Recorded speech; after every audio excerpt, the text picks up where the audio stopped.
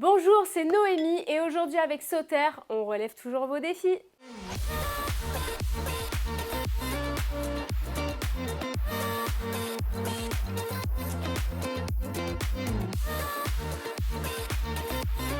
Vous êtes nombreux à m'avoir demandé la meilleure recette de pain d'épices. Pour cela, je vous ai apporté le meilleur, c'est Bruno. Bonjour Noémie. Ça va mon Bruno? Ouais, très bien. Voilà, Bruno, mon ami et surtout meilleur ouvrier de France. Je suppose que tu as une très bonne recette de pain d'épices. Alors effectivement, et j'affectionne particulièrement ce pain d'épices. On est en période de Noël prochainement. Il y a 2-3 petites astuces, 2-3 petites choses qu'il va falloir bien suivre. Allez, c'est parti. Pour cette superbe recette de pain d'épices, on va avoir besoin de sucre, De levure chimique, de crème liquide, de beurre fondu, de miel, de la cannelle, des 4 épices, des œufs entiers de la farine. et de la farine de seigle.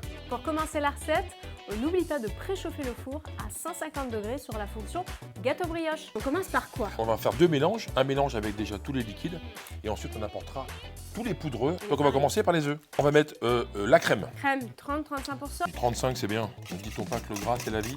Le gras, c'est la vie. Quel type de miel il faut choisir, Bruno? Je fais toujours très attention sur cette recette de pain d'épices à 3 ingrédients. Le miel, parce qu'on a un miel qui peut être très typé, les farines et les épices. L'idée, c'est d'avoir un pain d'épices qui s'adresse à tout le monde, Exactement. que les enfants puissent manger, tout comme les adultes. Donc je préfère faire des pains d'épices qui sont un petit peu moins marqués gustativement. Après, à vous de personnaliser à la maison. Privilégiez plutôt le miel type toute fleur. On va mettre le sucre. Déjà, on va Le le faire sucre, fondre d'abord. dans le liquide. Et si on le met dans les farines, en fait, il va venir assécher le pain d'épices. Ok. Donc il faut toujours le faire fondre dans la masse liquide. L'idée, c'est de faire fondre le beurre. Les épices, donc 4 épices et cannelle. Allez, on va mélanger donc la farine de seigle et la Ensemble. farine de blé. Et on rajoute la levure dedans. Exactement. Le fait de répartir la levure chimique partout dans la farine avec un fouet, ça fonctionne très bien. La pâte est prête. On peut le couler dans tous les moules qu'on a à la maison. Je préfère avoir quelque chose de très homogène. Et encore une fois, qu'on ait ce côté très moelleux sur toute la surface du pain d'épices. Le bois n'est pas conducteur de la chaleur. Donc moi, je vous préconise de cuire ça dans un moule en bois. Mais dans un moule à cake, ça marche quand même.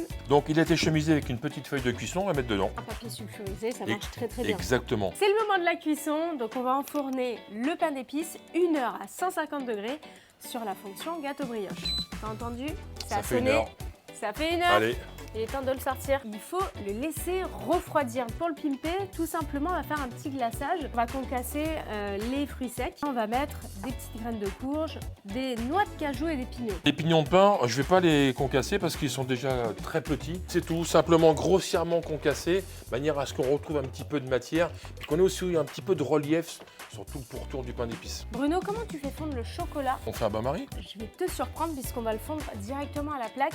Avec la plaque Sauter, en fait, on a une puissance tellement douce qu'on ne brûle pas le chocolat. Pour que ce glaçage soit bien fluidifié, on va ajouter un petit peu d'huile neutre. Donc ici, on a de l'huile de pépins de raisin. On va venir faire fondre le chocolat en puissance 1 jusqu'à 3. Effectivement, ça fond très bien avec Oui. cette superbe plaque. On va mettre directement dans un plat. On prend le pain d'épices qui est bien froid. On va venir le tremper directement dans les graines. On remue un peu comme ça, de chaque côté.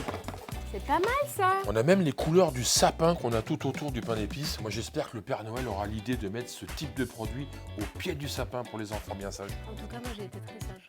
Ben, moi aussi. Bon, ça, je suis pas sûre. De toute façon, moi, j'en suis certain.